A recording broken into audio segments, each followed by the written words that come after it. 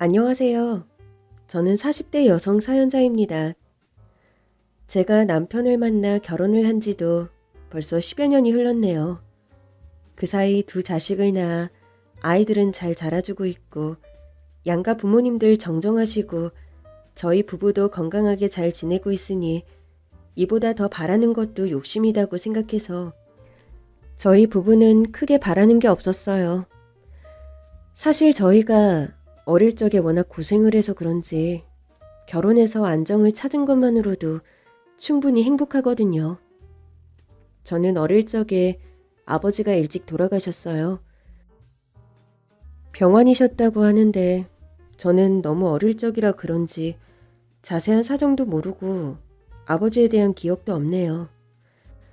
그래서 엄마와 할머니, 저 이렇게 우리 세 식구가 단출하게 살았던 것만 기억이 나요. 아버지가 돌아가신 후로 저희 엄마가 친할머니를 모시고 살았거든요. 아버지가 돌아가신 뒤로 엄마는 가장이 되어 일을 다니셔야 했고 일을 하러 나가신 엄마 대신에 어린 저를 할머니가 키워주셨습니다. 할머니는 자식 잃고 건강까지 나빠지시며 일도 못하시게 되면서 며느리와 소녀에게 짐을 지웠다고 속상해하셨지만 엄마는 불평 한 번 없이 할머니를 친어머니처럼 모셨어요. 저희 엄마는 부모님께서 일찍 돌아가셨고 그래서 그런지 시어머니인 저희 할머니를 참 각별하게 생각하셨거든요. 그리고 저도 부모님 대신 저를 키워주신 할머니를 참 많이 사랑했습니다. 그렇게 저희 세 식구는 엄마가 벌어오는 생활비에 의지하며 여유는 없었지만 서로를 믿고 의지하며 행복하게 잘 살아가고 있었어요. 하지만 그러던 어느 날 할머니가 치매에 걸리시며 저희 가정에 불행이 들이오기 시작했습니다.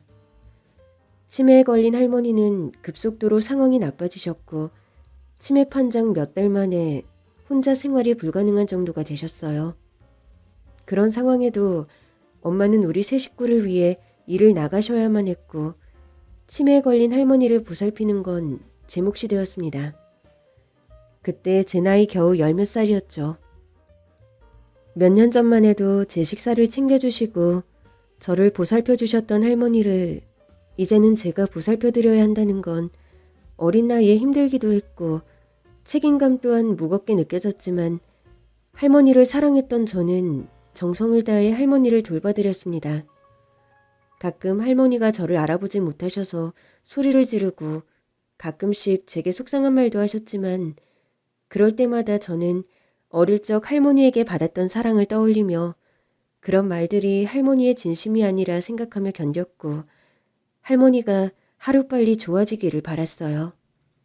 하지만 할머니는 결국 제가 고등학교를 졸업하는 것도 보지 못하고 돌아가시고 마셨습니다. 할머니를 많이 따랐던 저는 할머니가 보고 싶은 마음에 양로원으로 봉사활동을 다닐 정도였죠. 그렇게 할머니를 떠나보내기까지 꽤 많은 시간이 필요했지만 이제 엄마와 단둘이 남았으니 남은 우리 두 식구 잘 살아가겠다는 다짐을 하게 되었습니다. 이제 엄마와 제게는 정말 우리 둘뿐이니 제가 엄마를 더 챙겨야 한다는 생각을 했거든요. 하지만 불행이 아직 지나가지 않았던 건지 이번에는 저희 엄마에게 암이 찾아오고 말았습니다. 가뜩이나 집안 형편도 여의치 않은 상황에 가장인 엄마의 병환은 저희 식구에게 청천벽력 같은 일이었어요.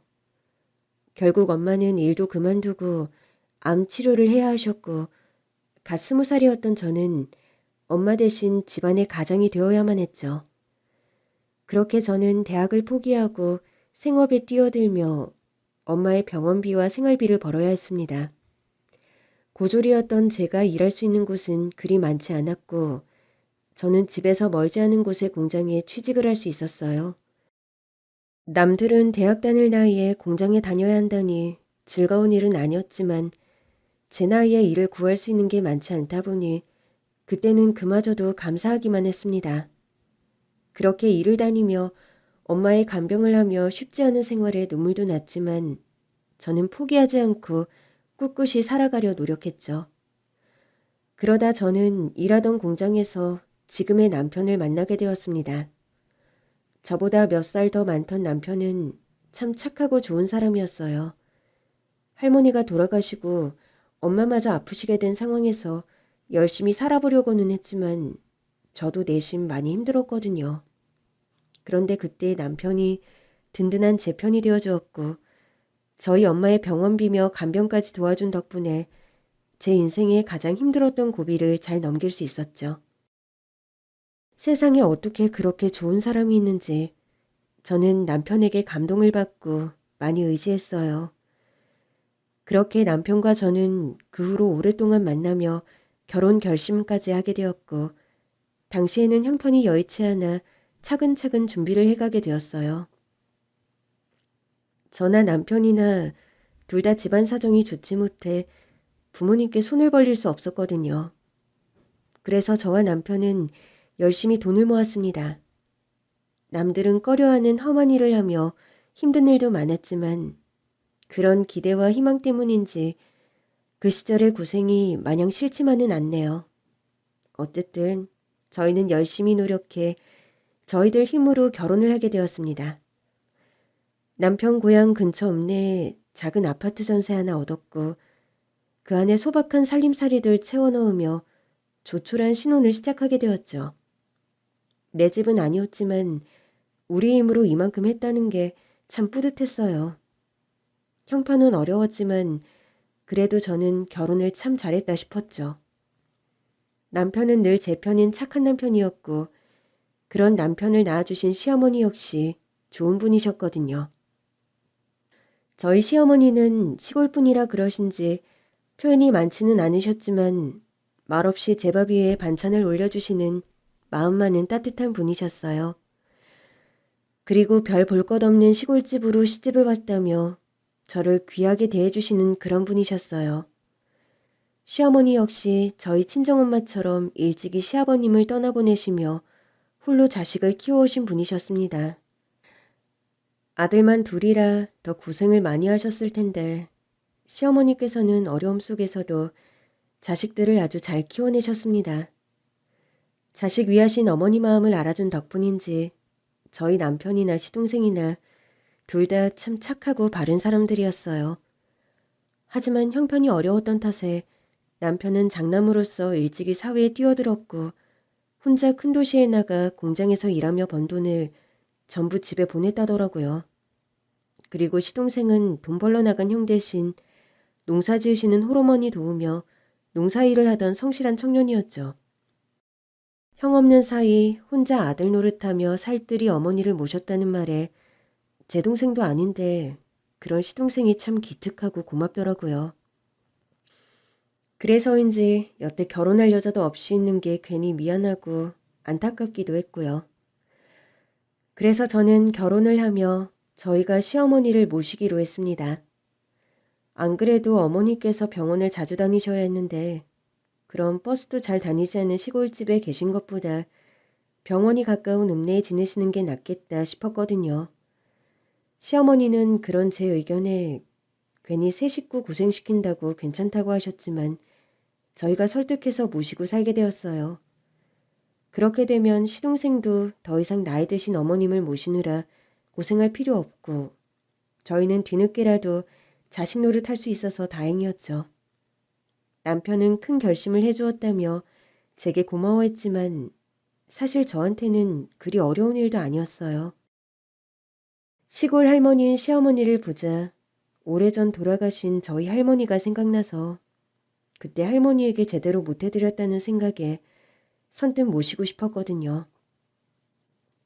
남편은 나중에 더 넓은 집으로 이사가면 저희 친정엄마도 모시자고 해주었지만 저희 엄마는 아직 환갑도 안 되어 젊으셨고 도시 생활 중이시라 급하지 않았어요.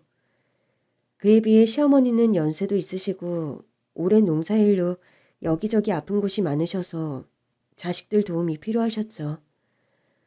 부모가 나이 들어 자식에게 기대는 게 당연한 일인데도 어머니는 괜히 미안해 하시더라고요. 자식들이 어렸을 적에 어렵게 사느라 간식 하나 제대로 사주지 못하신 걸 자책하시며 늘 자식에게 뭐라도 해주고 싶어 하셨거든요. 그래서 어머니는 나중에 자식들에게 도움이 되고 싶으셨는지 예전부터 돈만 생기면 여기저기 시골 땅들을 사러 다니셨다고 하셨어요. 그리고는 나중에 땅값이 크게 오르면 저희에게 다 주겠다고 하셨죠. 내가 땅 가지고 있는 거 오르면 너희들한테 나눠주마. 그래서 니들 더 이상 고생 안 하고 걱정 없이 살게 해주마. 엄마, 그런다고 시골 땅값이 뭐 얼마나 오른다고요. 저희 걱정하지 마시고 엄마 노후 준비했으세요. 저희야 젊으니까 열심히 벌면 되죠. 너 시골 땅이라고 우습게 보면 안 된다. 그러다가 개발 호재 터지면 그야말로 로또 되는 거야. 요즘 세상에 열심히만 산다고 되겠니? 가끔 이런 요행도 바라고 그러는 거지. 어머니 말대로 정말 그렇게 되면 좋겠네요. 그럼 저 어머니 덕분에 말년에 호강하겠네요? 그럼 그때 되면 내가 너 고생한 거 다 갚아주지.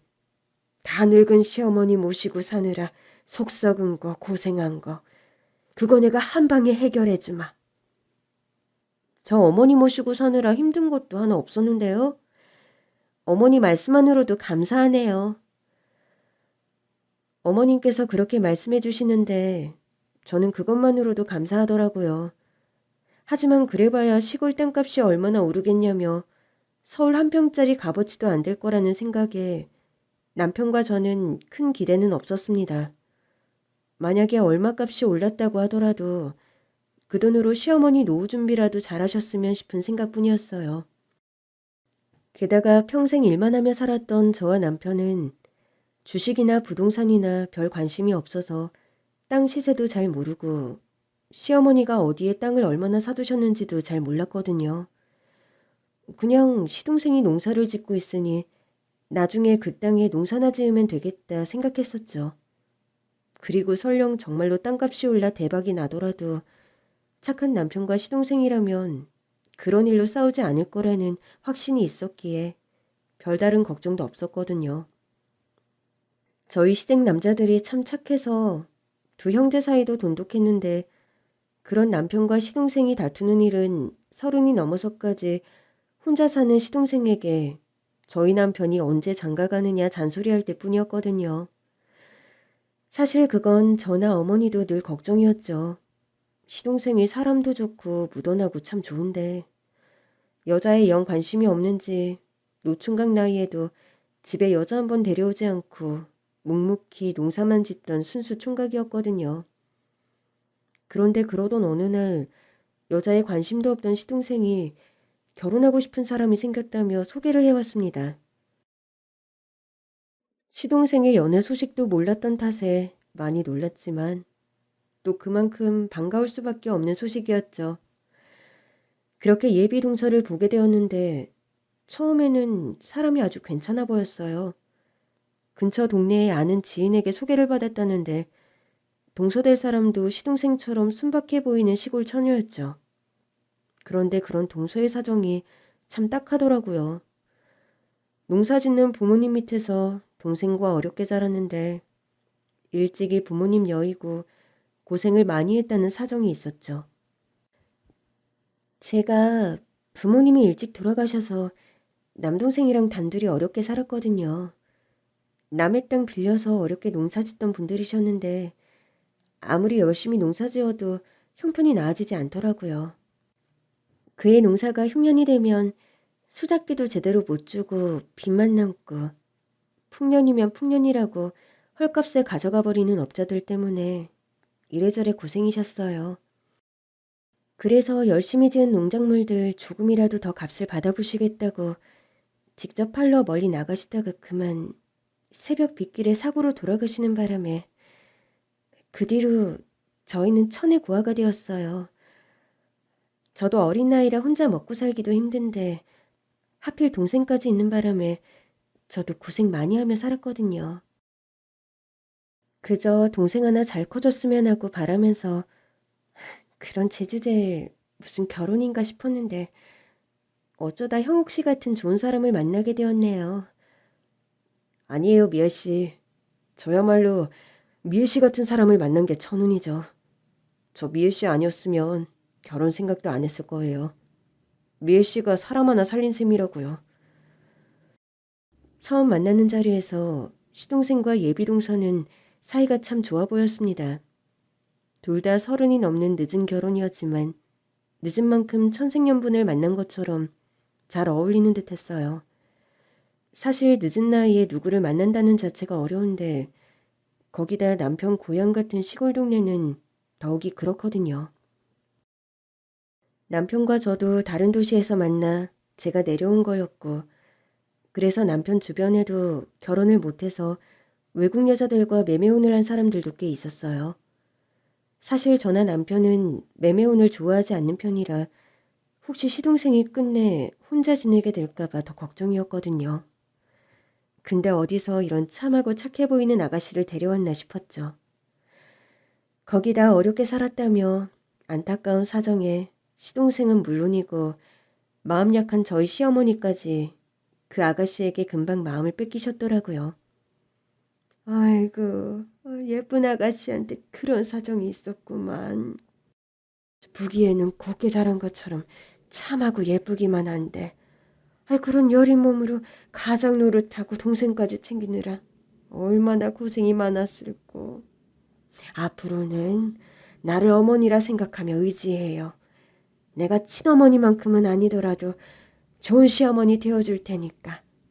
우리 큰며느리도 나를 엄마처럼 생각하는 걸 보면 내가 그리 나쁜 시모는 아닐 게야.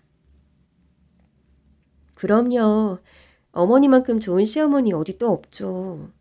저희 어머니 정말 좋은 시어머니신 거는 제가 보장할게요. 정말 감사해요.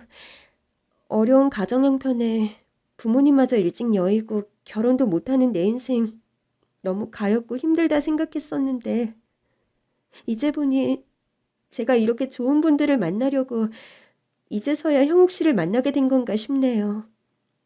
저처럼 모자란 사람 받아주셔서 정말 감사해요. 어머니, 제가 더 좋은 며느리 될게요. 형님, 제가 잘할게요. 저 많이 가르쳐주세요. 겨우 한 번 만났을 뿐이지만 사람이 애교도 많고 어른도 잘 대하고 괜찮은 사람 같아 보이더라고요. 그래서 안타까운 개인사 말고도 여러모로 마음이 갔어요. 시동생은 이미 그 아가씨에게 풍덩 빠져있는 듯 했고 사람 좋으신 시어머니께서도 펑 마음에 들어하시는 듯 했죠. 제 입장에서야 괜찮은 사람이라면 환영이니까 좋은 사람이라 다행이다 싶었어요. 그런데 그런 예비동서를 눈여겨보던 제 눈에 뭔가 이상한 것이 보였습니다. 식당에서 식사를 하던 중에 식탁 밑으로 예비동서가 잠시 신던 구두를 벗는 걸 보게 되었는데 동서의 차림에 비해 발톱이 무척 화려하더라고요.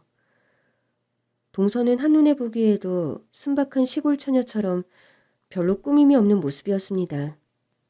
다들 아는 파마끼 하나 없는 검은색 머리를 질끈 묶어놓았고 얼굴에는 한듯만듯 수수한 화장이었어요.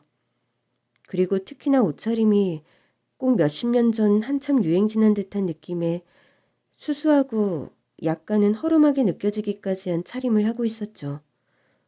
저도 먹고 사는 게 팍팍해서 유행 같은 걸 쫓아가는 사람은 아니었지만 그런 제가 보기에도 그 아가씨는 꾸밈이나 화려함과는 아주 거리가 먼 시골 처녀 같았습니다.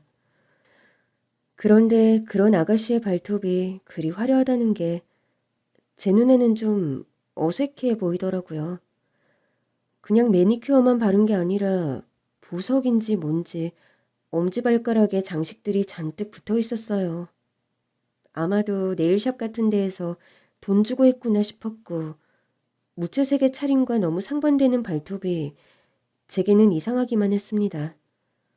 하지만 시골 처녀라고 돈이 없다고 꾸미는 걸 싫어하지는 않을 테니 그러지 말라는 법도 없다 싶어 그러려니 하고 넘겼어요. 그렇게 시동생이 동서가 될 사람을 데려와 소개시키고 그 다음번에 양가 집안에 제대로 된 상견례가 있었습니다. 어차피 그쪽 집은 어른이 계시지 않고 이미 다 본 사이에 무슨 상견례를 또 하나 싶으시겠지만 그날 동서의 동생이 없었거든요. 사돈댁은 계시지 않지만 사돈총각은 있으니 하나뿐인 가족을 빼놓을 수는 없었죠.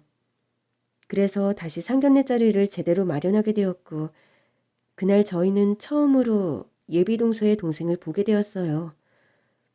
예비동서가 혼자 뒷바라지하며 키운 동생이라는 말에 저도 내심 궁금하더라고요. 근데 그 동생이라는 사람이 동서와 전혀 닮지 않은 겁니다. 보통 형제자매들은 아무리 안 닮았다고 해도 분위기이던 행동이던 비슷한 구석이 있기 마련이잖아요.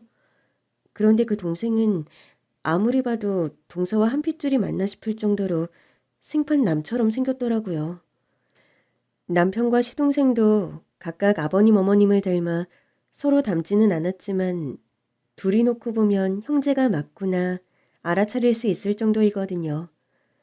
근데 두 사람은 어디 닮은 구석을 찾는 게 어려울 정도로 달랐습니다.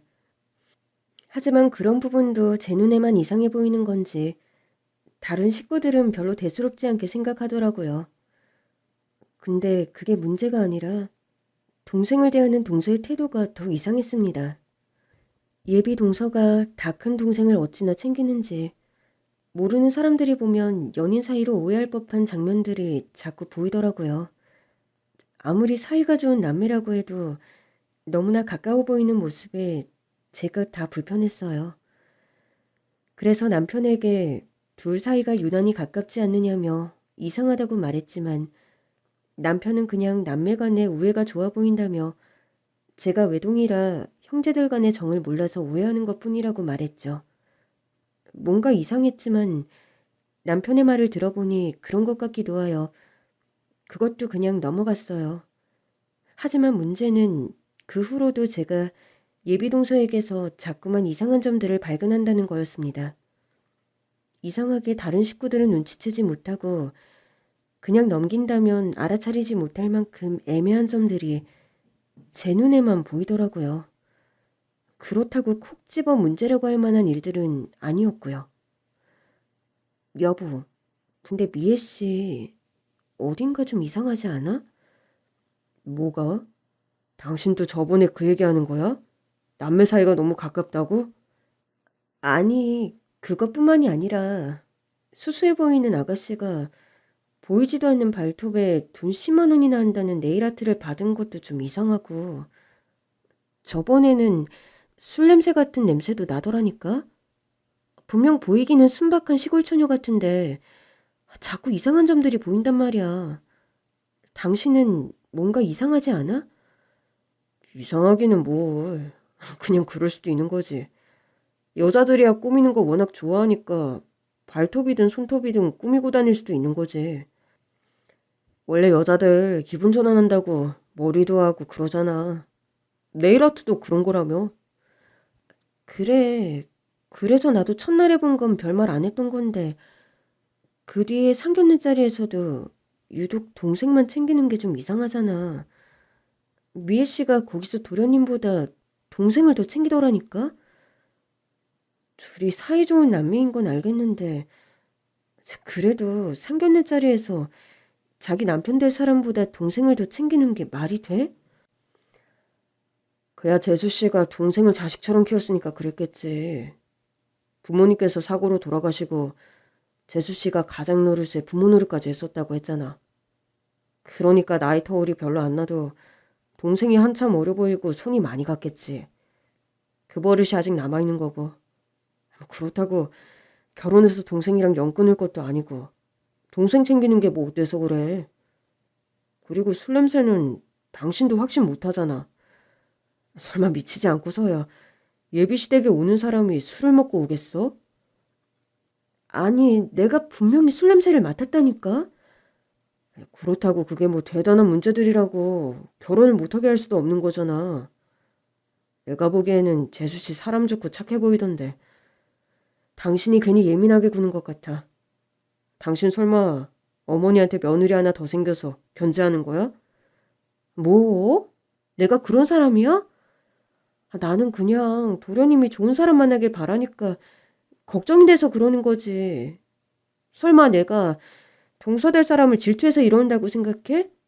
내가 그렇게 속 좁은 사람 같아? 아니, 당신이 그런 사람은 아니지만 그래도 당신도 기분이라는 게 있으니까 그럴 수도 있다 이거지.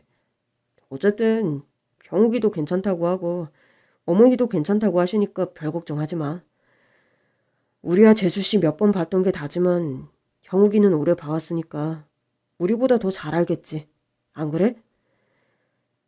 저는 왠지 동서가 그저 순수하지만은 않다고 생각했지만 다른 가족들은 모두 동서를 반기니 제가 더 이상 나서기에도 모한 상황이었어요. 그렇다고 제가 동서가 이중인격자라 증거를 잡은 것도 아니고 제 스스로 생각하기에도 확실한 것은 없었기에 저는 제가 너무 예민하게 굴었다고 생각하며 그저 시동생의 결혼을 축하할 수밖에 없었습니다. 그렇게 얼마 뒤 시동생은 동서와 무사히 결혼식을 올렸고 두 사람은 원래 시부모님과 시동생이 살던 시골집에서 신혼살림을 꾸리게 되었습니다. 하지만 그 후로도 저는 왠지 동서가 불편하기만 했죠. 그런데 그러다 저희 부부가 갑자기 부산으로 내려가야 하는 일이 생기게 되었습니다. 남편이 회사에서 좋은 제안을 받게 되었거든요. 너무 갑작스럽게 터전을 옮겨야 하는 상황이 부담이 되었지만 그냥 거절하기에는 너무 좋은 상황이라 거절할 수도 없었어요. 그래서 저희 부부는 어머니를 모시고 부산으로 다 같이 이사를 갈 생각을 했습니다. 결혼하고 여태껏 저희가 모셨으니 부산에도 같이 모셔가는 게 맞다 생각했거든요. 어머니도 싫어하지 않으실 거라 생각하며 상황 얘기를 드렸는데 예상과 달리 어머니가 이사를 가기 싫어하시는 겁니다. 부산? 아휴, 그 먼 곳까지 내가 어떻게 가니. 나는 괜찮으니까 너희들끼리 내려가라. 저희가 여태 어머니 모셔왔으니 이사도 같이 가는 게 맞죠. 어떻게 저희들끼리 가겠어요. 그래요 어머니, 저희랑 같이 가세요. 그렇다고 이제 와서 형욱이네로 다시 들어가실 수도 없잖아요. 그 집은 이제 막 결혼한 신혼인데. 누가 거기 가겠다니? 나는 그냥 여기 혼자 있을란다. 내가 여기 시집 와서 이 지역에서 평생을 살았는데 어떻게 벗어날 수 있겠니? 나는 죽어도 여기서 죽고 살아도 여기서 살란다. 부산이 얼마나 크고 복잡스러운 도시인데 시골 사람인 내가 거기 가서 적응이나 하겠니? 게다가 내 지인들이며 다 여기 있는데 그 먼 데 가서 외롭게 있고 싶지 않아. 그러니까 내 걱정 말고 니들만 내려가라. 나 아직 사지 멀쩡하고 자식들 없다고 못 살지 않아. 평생을 시골에서 살아오신 어머니가 갑자기 부산이라는 대도시로 이사를 가는 게 꺼려지셨는지 부산으로 가기 싫다고 하시는 겁니다. 그러면서 아직 정정하니 혼자 지낼 수는 있다고 고집을 부리시는데 그러다 정말 일이라도 벌어지면 어쩌나 싶어 자식 입장에서는 어떻게 해야 할지 막막했어요. 그래서 차라리 남편 혼자 보내야 하나 어쩌나 고민하던 중 생각지도 못하게 동서가 선뜻 어머니를 데려가 모시겠다고 하더라고요. 제가 있는데 뭐가 걱정이세요, 형님. 어머님은 저희가 모실 테니까 걱정하지 마세요. 저희도 자식인데 자식돌이 같이 해야 하는 게 맞는 거죠. 요즘 어떤 세상인데 장남이라도 힘든 일 다 떠안나요? 그리고 저는 이참에 어머님이랑 더 가까워지고 싶기도 하고요. 사실 어머님이 형님네서 지내시니까 제가 자주 찾아가지도 못하고 가까워질 겨를이 없는 것 같아서 섭섭했거든요. 그래서 이번 기회에 제가 어머니 모시면서 잘 지내볼게요. 형님과 아주버님께서는 걱정 말고 내려가세요. 사실 동서가 먼저 어머니를 모시겠다고 할 줄 몰랐거든요. 근데 먼저 선뜻 시어머니 모시겠다는 말에 내가 그간 동서를 오해했었나 생각하면서 미안해지기까지 하더라고요. 게다가 평소에 시어머니에게 애교 있게 잘하는 동서에게 믿음이 생기기도 했고 시동생이 걱정하지 말라는 말까지 해주니 저희는 결국 시어머니를 동서내로 보내드리며 부산으로 떠나게 되었습니다. 모시고 살던 시어머니를 다른 곳으로 보내려니 걱정이 아주 없을 수는 없었지만 다른 곳도 아니고 자식 내에서 지내신다고 하니 저도 걱정을 덜었어요. 그리고 저희는 그 사이 새로운 곳에서 적응해 가느라 정신없이 바쁜 시간을 보내야 했습니다. 간간히 어머니와 연락도 주고받고 몇 번씩 찾아가 보려고도 했지만 남편이나 저나 새로운 터전에서 자리를 잡고 남편 역시 회사 일로 할 일이 워낙 많은 탓에 그러기도 쉽지 않았어요. 며느리로서 죄송스러웠지만 저희는 어머니가 시동생 내외와 잘 지내실 거라고 믿고 있었습니다. 그렇게 저희가 부산에서 자리 잡아가며 적응해 가던 어느 날 저는 늦은 밤 갑작스러운 동서의 연락을 받게 되었습니다. 제가 평소에 동서와 자주 연락하던 사이가 아닌데다가 심지어 다 늦은 밤중에 연락이 와 더 의아하기만 했죠. 그래서 늦은 시간에 걸려온 그 연락에 놀라며 전화를 받은 제게 동서는 차마 믿지 못할 말을 전했습니다. 형님, 어떻게 하면 좋아요? 어머니가 돌아가셨어요. 뭐라고? 그게 무슨 뚱딴지 같은 소리야. 어머니가 돌아가시다니. 어머니가 돌아가셨다고요. 저희 어머니가 돌아가셨어요. 아니, 동서, 그러니까 지금 내가 이해가 안 돼서 그래. 어머니가 어디 병원이 있으셨던 것도 아니고 그렇다고 자연사 하실 연세도 아니신데 돌아가셨다니. 그게 무슨 말이냐니까? 사람 놀라게 그런 말만 하지 말고 제대로 상황 설명을 좀 해봐. 아니다. 동서 지금 너무 흥분해서 말을 잘 못하는 것 같은데 동서가 못하겠으면 서방님이라도 바꾸던가. 서방님이랑 통화해볼게. 아니에요. 지금 그 사람이 더 경황이 없을 텐데 저랑 얘기하세요, 그냥. 그럼 똑바로 설명이나 좀 해봐, 동서. 그렇게만 말하면 내가 어떻게 이해를 해? 어머니가 돌아가셨다니. 어디서 어떻게 하시다가 돌아가셨다는 거야? 한밤중에 전화를 걸어온 동서가 가타부타 설명도 없이 냅다 어머니가 돌아가셨다고 말을 하며 막 흐느끼는데 저는 그게 무슨 헛소리인가 싶었습니다. 당시에는 어머니가 돌아가셨다는 게 믿기지 않아서인지 그 말이 사실이라 생각되지도 않고 갑자기 어머니가 돌아가실 이유가 뭘까 싶어서 이상하더라고요. 놀라서 달려갈 때 달려가더라도 대충 상황이라도 들어야겠다 싶었어요. 그래서 진정하고 제대로 이야기하라는 제 말에 동서는 겨우 울음을 참고 얘기를 이어갔습니다. 그런데 동서가 어머니가 요양원에서 사라지셨다는 이상한 말을 하더라고요. 눈물 좀 그치고 이제 말 좀 해봐, 응? 나 동서 기다리다가 숨 넘어가겠어. 알았어요. 알았으니까 화 좀 내지 마세요. 저도 지금 어머니 때문에 속상해 죽겠다고요. 아무튼 어떻게 된 거냐면요. 어머님이 얼마 전부터 요양원에서 지내셨거든요. 근데 며칠 전에 어머니가 사라지셨다는 거예요. 거동도 불편하신 분이 어딜 가셨을지 너무 놀라서 다 찾아다녔는데 글쎄 어머니가 아무래도 급류에 쓸려가신 것 같아요. 얼마 전에 여기 비가 많이 왔었던 거 아시죠? 근데 오늘 오후에 강가에 어머니 옷가지가 걸려있는 걸 발견했어요. 시신은 못 찾았고요. 어머니 물에 빠져 돌아가신 거예요. 그게 대체 무슨 얘기야? 어머니께서 요양원에 계셨다니. 동서, 나 없는 동안 어머니 요양원에 보낸 거야? 아니 그럼 우리한테 얘기를 했어야지. 말도 없이 이게 대체 무슨 짓이야? 저도 힘들었어요. 어머니 모시고 사는 게 얼마나 힘들었는지 아세요? 형님이야말로 너무하신 거 아니에요? 어머니 그러신 분인 걸 아셨을 거면서 왜 저한테 한마디도 안 하셨어요? 어머니 좋으신 분이라고 칭찬만 하시더니 제가 얼마나 고생했는데요. 어머니가 대체 뭘 어쩌셨다고 그런 소리를 해? 우리 어머니 그러신 분 아니셔. 나랑 사시던 어머니는 걱정 한번 끼치신 적 없이 잘해주셨어. 오히려 우리 살림 도와주셔서 내가 할 일도 없었다고. 그러니 내가 힘든 게 있어야 동서한테 말을 해주지. 날더러 무슨 말을 안 했다는 거야?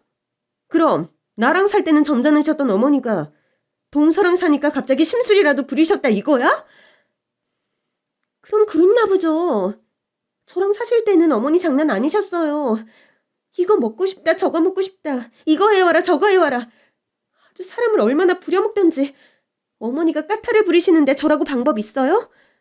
늦게 장가보낸 자식 이혼시키고 싶지 않으면 어머니가 떠나셔야죠. 그래서 요양원 보내드린 거예요. 그것도 제 돈으로.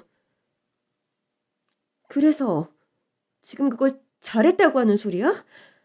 나한테 묻지도 않고 장남 동의도 없이 네가 뭐라고 우리 어머니를 그런 데 보내. 요양원이 아무리 좋아봐야 노인네들한테는 감옥이지. 그럴 거면 차라리 내가 부산에서 모시고 있던가. 내가 시골로 갔을 거야. 근데 그렇게 중요한 일을 동서 혼자 결정해서 기어이 이사단을 만들어? 정말 우리 어머니 잘못됐으면 나 동서 가만 안 둬? 어머니가 사라지신 것까지 제 탓을 하시는 거예요? 그럼 그게 동서 탓이지. 그딴 곳에 어머니를 보내는 것부터가 잘못이지. 거기다 그렇게 좋은 곳이었으면 어머니가 요양원을 벗어나실 이유가 뭐가 있어? 뭔가 문제가 있었으니 어머니가 도망을 가셨겠지. 그런 곳에 어머니 가둬놓고 뭘 잘했다고 언성을 높여? 아무튼 나 우리 어머니 돌아가셨다고 생각 안 해. 그래봐야 강물에 옷 건진 게 전부라며. 우리 어머니가 얼마나 꿋꿋이 살아오신 분인데 그런 일로 돌아가셨을까? 분명 어딘가에서 나를 기다리고 계실 거야. 그럴 거라고. 어머니께서 요양원에서 지내셨다고 해서 무슨 말인가 했는데 알고 보니 어머니를 모시겠다며 먼저 나섰던 동서가 막상 어머니와 같이 지내는 게 힘들어 어머니를 요양원에 보내버렸던 거죠. 그걸 시동생은 그냥 보고만 있었나 싶었지만 교활한 동서에게 단단히 꿰인 시동생은 그저 동서가 하는 대로 따른 모양이었어요. 나중에 듣기로는 아주 좋은 요양원이라며 어머니를 요양원에 보내는 게 어머니에게 더 좋은 일이라 말했다고 하네요. 시골 총각인 시동생은 그저 마누라가 알아서 한다는 말을 믿고 있었고 저희는 그 일을 뒤늦게 시간이 흐르고 나서야 알게 되었네요. 어찌나 기가 차고 황당하던지 그때 마음으로는 정말 동서라는 그 여자를 요절을 내고 싶은 심정이었습니다. 감히 우리 어머니를 그런 곳에 보내놓고 실종까지 시키다니. 정말로 우리 어머니가 돌아가셨다면 저도 동서를 그냥 두지는 못할 것 같더라고요. 하지만 그때까지도 저는 어머니가 어딘가에 살아계시지 않을까 기대를 놓지 못하고 있었습니다. 아직 시체를 보지는 못했으니 희망이 있다고 생각했죠. 그래서 그 기막힌 상황에 한시라도 빨리 어머니를 찾으러 집을 뛰쳐나갈 수밖에 없었어요. 지갑만 겨우 챙겨나가던 그 순간 저는 문 앞에 서 있는 누군가를 보고 까무러칠 수밖에 없었습니다. 어머니, 아이고 수연아, 나 좀 살려다오. 어머니, 정말 어머니 맞으세요? 제발 나 좀 구해줘. 저희 집 문 앞에 시어머니가 서 계시더라고요. 방금 전까지만 해도 멀리 시골 요양원에서 실종되었을 시어머니를 찾으러 갈 생각만 하고 있었는데 어머니가 어떻게 우리 집 앞에 계신 건지 제 눈으로 보면서도 믿겨지지가 않는 겁니다.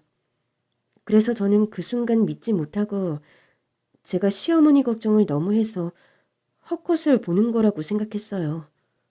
근데 그런 어머니가 저와 남편을 보고 살려달라 애원을 하시더라고요. 대체 무슨 일이 있으셨는지 어머니는 옷까지도 제대로 걸치지 못하고 메리아스의 속바지에 거의 알몸차림이셨어요. 비에 젖은 쥐처럼 비참한 꼴로 서 계신 어머니 모습을 보니 놀랄 수밖에 없었죠. 어머니, 역시 우리 어머니 살아계셨어. 그럼 우리 어머니 그렇게 돌아가실 분이 아니시지. 아유, 저희는 재수 씨한테 어머니 돌아가셨다는 얘기 듣고 미치는 줄 알았어요. 어머니 대체 어떻게 된 거예요? 여보, 일단 어머니 집으로 모셔야지. 지금 어머니 당장이라도 쓰러지시겠어. 아니, 병원으로 바로 가는 게 낫겠어. 어머니, 옷이라도 챙겨 입고 바로 병원으로 가세요. 이러다 정말 잘못될까 걱정이에요. 부산까지 혼자 어떻게 오신 건지 갑작스러운 시어머니의 등장에 너무 놀랐지만 저희는 어머니의 건강을 걱정하며 급히 병원으로 향할 수밖에 없었습니다. 그리고 어머니와 병원으로 가는 길에 어머니에게서 그동안 무슨 일이 있었던 건지 들을 수 있었어요. 그리고 그 얘기는 너무나 기막히고 충격적이었습니다. 여기까진 어떻게 오셨는지 들어보니 하루아침에 동서에게 쫓겨나듯 요양원에 버려진 어머니가 저희 집 주소만 달달 외우고 계셨다는 거예요. 그래서 그 주소를 알고 계신 덕분에 택시를 타고 부산까지 내려오셨다고 하네요. 그럼 차라리 전화를 하셨으면 직접 모시러 갔을 텐데 왜 진작 연락을 하지 않으셨을까 싶었더니 그 요양원에서 전화도 못하게 하고 외출도 못하게 하고 저희 어머니를 아주 감금을 시켜놓았다고 하시는 겁니다. 그 얘기를 듣자마자 저는 그 요양원이 그냥 보통의 요양시설이 아님을 알아차릴 수밖에 없었습니다. 동서는 자기가 알아서 좋은 곳에 어머니를 모셨다고 말했지만 그 말에 애초부터 어폐가 있었음을 제가 눈치채지 못할 리 없었어요. 이럴 줄 알았으면 동서가 이상하다 싶었을 때 적극적으로 결혼을 말렸어야 했다 싶어서 뒤늦은 후회가 들더라고요. 그런데 경악할 일은 거기서 끝이 아니었습니다. 아무리 시어머니 모시기 싫어 요양원에 보낸다 해도 이게 말이 되나 의아하던 순간 어머니가 정말 충격적인 이야기를 해주셨어요. 사실 동서가 어머니를 요양원에 보낸 이유가 따로 있었다는 겁니다. 내가 실수한 게야. 내가 그 얘기를 하지 말았어야 하는 건데 나는 작은 애를 믿고 얘기를 했다가 이 사단이 벌어졌어. 무슨 얘기를 하셨길래요, 어머니? 재수 씨한테 못할 말씀이라도 하셨어요? 그게 아니라 땅값 얘기를 했었어. 내가 전에 사놨던 땅 있잖니. 거기가 이번에 신도시 개발이 확정이 났다더구나. 그래서 땅값이 수천 배가 올랐지 뭐야. 그게 돈으로 환산하면 거의 100억 가까이 될 거라는데 내가 그 얘기를 듣고 입 다물고 있을 수가 있어야지. 아직 팔린 땅이 아니다 보니 멀리 있는 너희들한테 자랑할 수도 없고 그 얘기를 그냥 작은 애한테 살짝 했거든. 땅 팔리기만 하면 니들 공평하게 나눠주겠다고 말이야. 근데 내가 그 얘기를 한 뒤부터 작은 애 태도가 갑자기 달라지더니 어느 날 사돈 총각이랑 같이 와서 나를 그 요양원에 넣어버린 거 아니냐. 그리고는 그 후로 매일 찾아와서 땅을 자기한테 넘기라고 나를 협박을 하더구나. 내가 못한다고 버티고 있으니 거기서 밥도 안 주고 아주 사람을 피말려 죽일 작정을 하는 거지. 그래서 저 어떻게든 벗어나야겠다 생각했는데 거기 사람들이 나를 감시하고 있으니 어떻게 도망갈 도리도 없고 니들한테 연락도 못하고 그렇게 지냈지. 그러다가 거기서 누구 한 사람이 내가 자기 어머니를 닮았다고 나를 도와주더구나. 택시비 쥐어주고 도망치라고 말이야. 그 덕분에 내가 그 지옥 같은 곳에서 도망쳐 올 수 있었던 거야. 혹시나 작은 애가 나를 쫓아올까 싶어서 일부러 내 옷가지들만 강에 던져놓고 며칠 숨어 다녔지. 어머니의 얘기를 듣던 저는 머리가 쭈뼛설 정도로 분노를 느꼈습니다. 겨우 돈 때문에 어머니를 그렇게 했다는 게 믿어지지 않았어요. 100억에서 반이라 해도 50억이면 보통 사람들은 평생 만져보기도 힘들 큰 돈이었을 텐데 가만히 있으면 알아서 떨어질 돈을 왜 그렇게까지 욕심을 냈던 건지 저는 이해가 되지 않더라고요. 그리고 그 의아함은 곧 풀리게 되었습니다. 천인공노할 동서의 만행에 충격을 받고 그 길로 동서와 동서의 동생을 경찰에 신고했더니 남매관계인 줄 알았던 그 두 사람이 남매가 아니라 연인 사이였다는 겁니다. 그러니까 저희가 상견례에서 만난 그 사돈 총각이 동서의 상간남이었던 거죠. 알고 보니 동서는 저희가 생각하는 순진한 시골 처녀도 아니었어요. 죽었다던 부모도 어딘가에 살아있다는데 애초에 고아도 아니었고 불쌍한 여자도 아니었더라고요. 어릴 적부터 가난한 집안 사정을 비관해 가출을 일삼다가 안 좋은 물이 들어 유흥가로 빠진 술집 여자였죠. 그러다 나이를 먹고는 더 이상 술집에서도 일하지 못하고 시골 다방을 전전하던 중 이대로 사느니 남의 등에 빨대 꽂고 사는 게 낫겠다 싶어 순진한 시골 총각 하나 잡아 등쳐먹을 생각을 했던 겁니다. 부모 죽고 자기가 업어 키웠다던 그 동생은 그 여자의 기둥서방이었고요. 저희 시동생과 결혼하기 전부터 기둥서방하던 그 남자를 저희에게는 친동생이라 속이고 결혼 후에도 계속 불륜관계를 유지했던 겁니다. 바보같이 순진하기만 한 저희 시동생은 그것도 모르고 자기 마누라만 철석같이 믿고 있었고요. 처음에는 그냥 혼자 살며 농사짓는 순진한 시동생 꿰어 돈을 뜯어내려던 작정이었던 것 같았어요. 그제서야 알아보니 동서와 시동생이 혼인신고를 하지 않았더라고요. 동서가 바쁜 시동생 대신 알아서 신고하고 오겠다고 해놓고 신고를 하지 않았던 거죠. 그렇게 온갖 거짓으로 가짜 결혼 생활을 하며 남을 속여먹을 생각만 하던 중 시어머니가 동서를 믿고 땅값 얘기를 꺼내자 100억이라는 얘기에 눈이 돌아버린 여자가 저희 시어머니에게 그런 끔찍한 짓을 벌이고 만 것입니다. 그런데 더 놀라운 건 경찰서에 신고를 하고 보니 그 인간들이 사기에 폭력 전과까지 있었다더라고요. 그 두 사람은 평생 남을 뜯어먹으며 살아왔던 거죠. 그런 욕심 많은 사람들이 그런 큰 돈을 포기할 리 없을 테고 만약 저희 어머니가 고집을 꺾지 않거나 탈출을 하지 않았더라면 무슨 일까지 벌어졌을지 정말 상상만으로도 끔찍했어요. 하지만 다행히도 저희 어머니의 증언과 두 사람의 전과 덕분에 곧바로 지명수배가 내려졌고 눈치를 채고 도망다니던 동서와 상간남은 얼마 뒤 웬 허름한 모텔에서 잡히게 되었습니다. 이것들이 지명수배가 뜬 걸 알고는 불법으로 밀항을 하려고 준비하고 있었다더라고요. 정말 그랬다 한들 아마 제가 지구 끝까지 쫓아가 잡아왔을 테지만 경찰분들의 노력으로 빨리 잡을 수 있었네요. 그리고 너무나 당연하게도 그 두 사람은 실형을 받게 되었습니다. 시동생에게는 혼인빙자 사기를 치고 저희 어머니는 협박 감금을 했으니 당연히 감옥에서 계속 썩는 게 맞는 일이었죠. 그리고 저희 어머니가 갇혀 계셨던 그 불법 요양시설도 결국 불법적인 정황들이 드러나 폐쇄되었습니다. 돈이라면 다 된다며 사랑까지 가둬놓는 그런 곳은 절대로 없어져야 하니까요. 그렇게 상황이 마무리된 후에도 어머니는 충격이 크셨는지 한동안 악몽까지 시달리며 많이 힘들어하셨지만 저의 지극정성 간호로 차차 나아지시며 지금은 아주 많이 좋아지셨어요. 그리고 뱀 같은 여자에게 속았던 시동생 역시 자신 때문에 이런 일이 벌어졌다며 가족들에게 미안해하고 힘들어했지만 저희가 이해한다고 말해주고 서로 보듬어준 덕에 잘 헤쳐나가고 있습니다. 그 후 신도시 개발이 확정되며 저희 어머니는 예상대로 큰 돈을 벌게 되셨어요.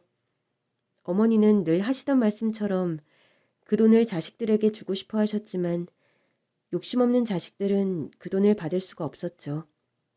애초에 그 돈 때문에 저희 어머니가 끔찍한 일을 겪으셨으니 받는다고 별로 기쁠 것 같지도 않더라고요.